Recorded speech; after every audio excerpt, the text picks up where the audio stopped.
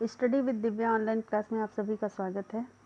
आइए आज हम सभी एक नए टॉपिक के साथ एक नए राजवंश के विषय में अध्ययन करेंगे। और आज का हमारा जो राजवंश है उसका नाम है मौर्य वंश। तो मौर्य वंश के विषय में और अधिक जानकारी देने से पहले मैं आपको बताना चाहती हूँ कि मौर्य वंश से संबंधित जानकारी हमें कैसे प्राप्त होती है, कहाँ से प्राप्त होती है। और इसके बाद जो है मौर्य वंश का प्रथम शासक चंद्रगुप्त मौर्य, उसके बारे में थोड़ी सी जानकारी दूंगी। और इस क्रम में चलिए आगे बढ़ते हैं, देखते हैं कि मौर्य वंश की जानकारी के जो स्रोत हैं वो कौन कौन से हैं। तो आपको बता दूं, मौर्य वंश की जानकारी के विषय में दो स्रोत हैं। पहला है साहित्यिक स्रोत और दूसरा है अभिलेखीय स्रोत। तो आज हम चर्चा करेंगे अभी साहित्यिक स्रोत के बारे में, वे कौन कौन से हैं। तो आइए देखते हैं। साहित्यिक स्रोत में सबसे पहले आता है कौटिल्य का अर्थशास्त्र, जिसकी रचना जो है संस्कृत भाषा में किया गया है। यानी पूरा अर्थशास्त्र जो है संस्कृत भाषा में लिखा गया है। और अर्थशास्त्र में 15 अधिकरण और 180 प्रकरण तथा 4000 श्लोक है। और ये पूरा अर्थशास्त्र, चूँकि नाम है अर्थशास्त्र यानी इकोनॉमिक्स, लेकिन इसमें राजनीति से संबंधित तथ्य पाए जाते हैं। तो इस ग्रंथ में जो है चंद्रगुप्त मौर्य ने चूँकि जो अपनी शस्त्र विद्या, राज्य विद्या वगैरह सीखी थी, इसी ग्रंथ के अनुसार सीखी थी, तो इसमें थोड़ी सी जानकारी मिलती है। और दूसरा जो है वह जानकारी हमें मिलती है इंडिका नामक ग्रंथ से। इंडिका नामक ग्रंथ से यह मेगास्थनीज द्वारा यूनानी भाषा में लिखा गया है। ठीक है। इंडिका जो है ग्रंथ जो है वो अपने मूल रूप में उपलब्ध नहीं है। और इसका जो है ये कई लेखकों द्वारा जो है इसके थोड़े थोड़े अंशों को लेकर, इसके थोड़े थोड़े भाग को लेकर जहाँ जो भी मिला उस तरह से उसमें से थोड़ी थोड़ी चीज़ें लेकर कुछ लेखकों ने, जैसे स्ट्रेबो, एरियन, प्लूटार्क और प्लिनी ने इसके आधार पर ग्रंथ लिखा। और इसी ग्रंथ को पढ़ने से यह सूचना मिलती है कि इंडिका जो है मेगास्थनीज द्वारा लिखी गई एक महत्वपूर्ण किताब थी। इंडिका के इन महत्वपूर्ण अंशों पर जो है इन महत्वपूर्ण अंशों को लेकर शामन बेक ने एक नई इंडिका का प्रचलन किया, संकलन किया। किसने किया? शामन बेक ने। इसके बाद आता है मैक्रिंडल।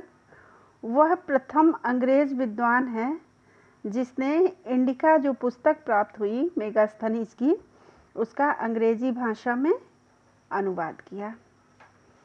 इसके बाद चंद्रगुप्त मौर्य के विषय में कौन कौन से ग्रंथ सूचना देते हैं, तो इसके विषय में मैं आपको बता दूं। कौटिल्यकृत चंद्रगुप्त कथा, जिसमें मौर्य वंश का इतिहास मिलता है। पुराण और उनकी टीकाओं में मौर्य वंश के विषय में जानकारी प्राप्त होती है। विशाखदत्त कृत मुद्रा राक्षस में मौर्य वंश के विषय में जानकारी प्राप्त होती है। ढूंढीराज कृत मुद्रा राक्षस का टीका में भी मौर्य वंश के विषय में जानकारी प्राप्त होती है। सोमदेव कृत कथा सरित सागर, इन्होंने भी मौर्य वंश के विषय में लिखा है। क्षेमेंद्र कृत बृहत कथा मंजरी, इसमें भी मौर्य वंश के विषय में जानकारी प्राप्त होती है। इसके बाद आता है बौद्ध ग्रंथ दीपवंश, महावंश और दिव्यावतान, इसमें भी मौर्य वंश के विषय में जानकारी प्राप्त होती है। और जैन ग्रंथ परिशिष्ट पर्वन, राजावली कथा, आवश्यक सूत्र का हरिभद्रीय टीका, ये सभी ग्रंथ जो हैं ये मौर्य वंश के विषय में जानकारी प्रदान करते हैं। ठीक है, तो ये आपके हो गए साहित्यिक स्रोत। अब आते हैं कि मौर्य वंश के विषय में कौन कौन से अभिलेखीय स्रोत प्राप्त हुए हैं।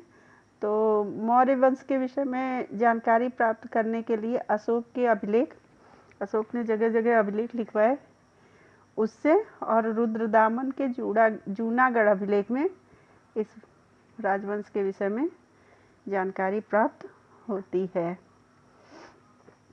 अब मित्रों मैं बताना चाहूँगी कि मौर्य वंश का जो संस्थापक राजा था वो कौन था और किस वंश से संबंधित था, और इसे शासक किसने बनाया तथा शासक बनने के बाद इसने क्या क्या किए।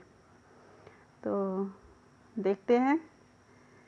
तो आपको बता दूं कि मौर्य वंश का संस्थापक राजा जो था चंद्रगुप्त मौर्य था, और यही प्रथम शासक भी था। जैन तथा बौद्ध ग्रंथों के अनुसार चंद्रगुप्त मौर्य पिप्पली वन के मौर्य वंश का राजकुमार था। अगला टॉपिक है, पॉइंट है, चंद्रगुप्त पिता जो है मौर्य वंश के क्षत्रियों के सरदार थे। ठीक है, ये शासक नहीं थे, ये किसी राजा का पुत्र नहीं था, बल्कि ये क्षत्रियों के राजा का मतलब क्षत्रियों का सरदार था। इसके बाद जब इसके पिता की हत्या कर दी गई, कहा जाता है कि घनानंद ने धोखे से इनके पिता की हत्या कर दी थी, तो उस समय जो है चंद्रगुप्त मौर्य जो थे बहुत छोटे थे, और इनका जो पालन पोषण किया था वो एक गोपालक ने किया था। चाणक्य ने 1000 का सार्पण देकर चंद्रगुप्त मौर्य को गोपालक से खरीद लिया था। क्यों खरीदा था? क्योंकि घनानंद जो था, धनानंद, उसके दरबार में कौटिल्य का अपमान हुआ था, और कौटिल्य ने तभी कसम खाई थी कि मैं इस नंद शासन को पूरी तरह से जब तक समाप्त नहीं कर दूंगा तब तक चैन से नहीं बैठूंगा। उसी घटना से अभिप्रेरित होकर ये एक ऐसे व्यक्ति को खोज रहे थे जो कि आगे चलकर इनका बदला ले सके और नंद वंश का समूल विनाश कर सके। तो इन्होंने चंद्रगुप्त मौर्य में वो सारे क्षत्रियोचित गुण देखे। इसी गुण के कारण उन्होंने चंद्रगुप्त मौर्य को जो है गोपालक से 1000 का सार्पण में खरीद लिया। ठीक है, चंद्रगुप्त किस जाति का था, इस पर ग्रंथों तथा विद्वानों में काफ़ी मतभेद है। अलग अलग ग्रंथ जो हैं अलग अलग बातें कहते हैं। जैसे मुद्रा राक्षस, कथा सरित सागर जैसे ब्राह्मण ग्रंथ मौर्य को शूद्र मानते हैं। पुराण भी जो है नंदों को शूद्र मानते हैं तथा चंद्रगुप्त को जो है नंद की पत्नी मुरा से उत्पन्न मानते हैं। कहते हैं ये जो चंद्रगुप्त मौर्य था ये नंद राज की पत्नी मुरा से उत्पन्न हुआ था। विष्णु पुराण के टीकाकार श्रीधर स्वामी भी चंद्रगुप्त मौर्य को नंद की पत्नी मुरा से उत्पन्न मानते हैं। यानी पुराण जो है वो पूरी तरह से इनको शूद्र मानते हैं। लेकिन जैन और बौद्ध ग्रंथ जो हैं वो चंद्रगुप्त मौर्य को क्षत्रिय वर्ण का स्वीकार करते हैं, क्षत्रिय वर्ण का मानते हैं, कहते हैं कि ये क्षत्रिय थे। यूनानी लेखक जस्टिन ने चंद्रगुप्त को निम्न कुल से उत्पन्न बताया है और इसे पारसी माना है। ठीक है, अगला पॉइंट है, रोमिला थापर ने मौर्यों को वैश्य बताया है। और बौद्ध ग्रंथ जो है, बौद्ध ग्रंथ चूँकि पहले तो बौद्ध और जो है जैन ग्रंथ दोनों साथ साथ इनको बोलते थे कि ये क्षत्रिय हैं, लेकिन बौद्ध ग्रंथ दिव्यावदान जो है उसने स्पष्ट रूप से लिखा है कि बिंदुसार तथा अशोक जो है क्षत्रिय थे, इसलिए चंद्रगुप्त मौर्य भी क्षत्रिय हुआ। ठीक है, अब आता है कि चंद्रगुप्त मौर्य का राज्यारोहण कब हुआ था, कब वह मगध की गद्दी पर बैठा था। तो इस क्रम में मैं आपको बता दूं, चंद्रगुप्त मौर्य का राजारोहण जो है वो 322 ईसा पूर्व मानी जाती है। और इसकी पुष्टि कैसे होती है?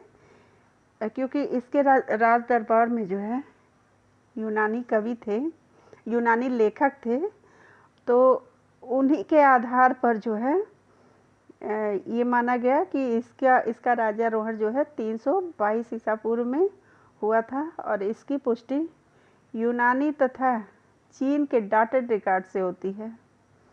ठीक है, आगे बढ़ते हैं। अगला पॉइंट है, चंद्रगुप्त मौर्य को सैंड्रोकोटस, एंड्रोकोटस और सैंड्रोकोप्टस भी कहा जाता है, जो इसका यूनानी नाम था। चूँकि यूनानी लेखक इसके राज दरबार में उपस्थित थे, इसलिए इन्होंने इनका नाम सैंड्रोकोटस, एंड्रोकोटस और सैंड्रोकोप्टस इस नाम से इसका उल्लेख अपने ग्रंथों में किया है। अच्छा, 28 फरवरी 1993 में सर विलियम जोन्स ने सर्वप्रथम उपरोक्त नामों का समीकरण किया। उन्होंने रिसर्च किया तो उन्होंने यह पाया कि ये जो सारे नाम यूनानी ग्रंथों में मिलते हैं, ये किसके थे? ये चंद्रगुप्त मौर्य के थे। अब आगे बढ़ते हैं, इसका साम्राज्य विस्तार, यानी चंद्रगुप्त मौर्य का साम्राज्य विस्तार। तो जैन ग्रंथ परिशिष्ट पर्वन के अनुसार कौटिल्य ने भूगर्भ से प्राप्त, यानी धरती के नीचे से कुछ धन प्राप्त किया था, जिससे उसने क्या किया था? मौर्यों के लिए एक सेना का निर्माण किया था। जैन तथा बौद्ध ग्रंथों के अनुसार चंद्रगुप्त तथा कौटिल्य ने सर्वप्रथम मगध के जो आसपास के गांव थे उस पर आक्रमण किया और वो पूरी तरह से असफल रहे। और जब ये असफल हो गए तब क्या करते ये? फिर ये असफल होने पर उत्तरापथ में, मतलब ऐसे ही छिपे वेश, दूसरा वेश बदलकर वहाँ पर घूमने लगे और वहीं छिपे रहे। बाद में क्या होता है कि चंद्रगुप्त तथा कौटिल्य ने फिर अपनी एक सेना बनाई और सेना बनाकर सर्वप्रथम वहाँ, कहाँ पे? पंजाब पर आक्रमण कर वहाँ का जो तत्कालीन गवर्नर था यूनानी, उसका नाम था फिलिप, फिलिप की हत्या कर दी। कब करता है हत्या? 322 ईसा पूर्व में। यानी चंद्रगुप्त और कौटिल्य जो है 322 ईसा पूर्व में पंजाब पर आक्रमण करते हैं और वहाँ का जो गवर्नर रहता है फिलिप, उसकी हत्या कर देते हैं। और यही पंजाब विजय जो थी उसकी पहली विजय बनी। अब प्रश्न कभी कभी एग्ज़ाम में पूछता है कि चंद्रगुप्त मौर्य का प्रथम विजय कौन सा था? तो ध्यान रखिएगा, चंद्रगुप्त प्रथम का पहला विजय कौन सा था? पंजाब विजय। ठीक है, आगे बढ़ते हैं। पंजाब के बाद चंद्रगुप्त तथा कौटिल्य ने 321 बीसी में मगध पर आक्रमण कर उसे जीत लिया। क्योंकि इन्होंने क्या किया था, पहले आसपास के क्षेत्रों को जीता और उसकी शक्ति को धीरे धीरे सीमित कर दिया। और जब मगध की शक्ति यानी नंदों की शक्ति सीमित हो गई तो इन्होंने डायरेक्ट मगध पर आक्रमण किया और उसको जीत लिया। इस समय मगध पर अंतिम शासक धनानंद का शासन था। धनानंद चूँकि एक अत्याचारी शासक था, इससे जनता त्रस्त भी थी, तो बहुत आसानी से इन्होंने क्या किया? उसे जीत लिया। आगे बढ़ते हैं। परिशिष्ट पर्वन, जो कि एक जैन ग्रंथ है, तथा मुद्रा राक्षस के अनुसार मगध पर आक्रमण करते समय पर्वतक अथवा मलय केतु नामक एक राजा ने चंद्रगुप्त मौर्य को सहायता दी थी।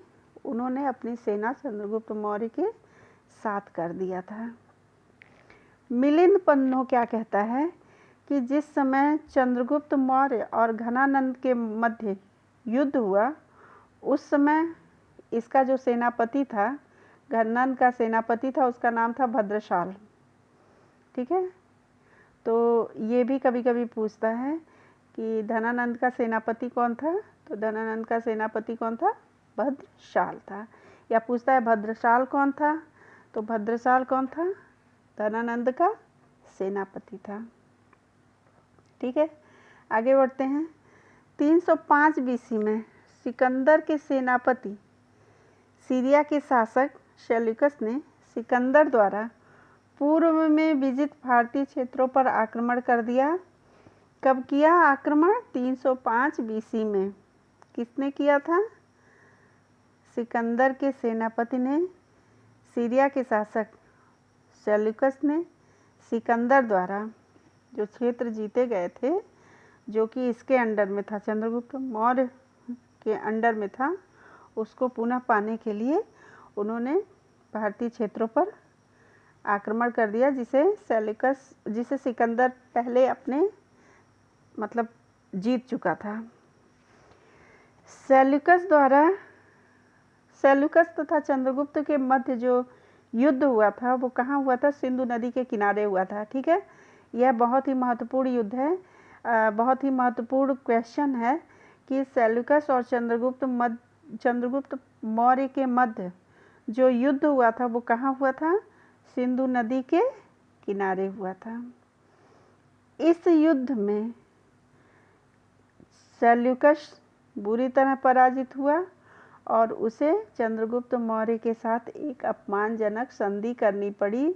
इस संधि के विषय में मैं आपको अगले वीडियो में बताऊंगी कि इस संधि के परिणाम स्वरूप सेल्यूकस को चंद्रगुप्त मौर्य के किन किन बातों को मानना पड़ा और क्या क्या करना पड़ा।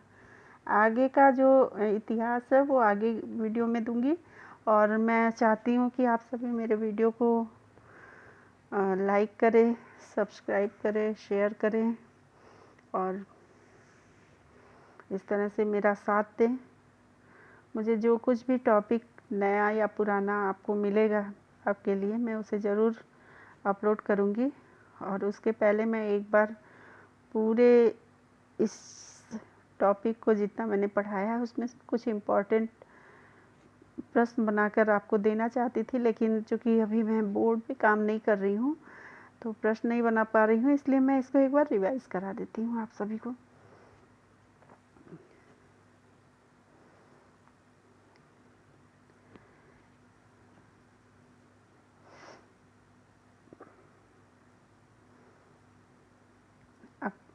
आपका इसमें पहला प्रश्न बनता है कि अर्थशास्त्र किसकी रचना है? तो अर्थशास्त्र जो है किसकी रचना है? कौटिल्य की रचना है। अर्थशास्त्र की भाषा क्या है?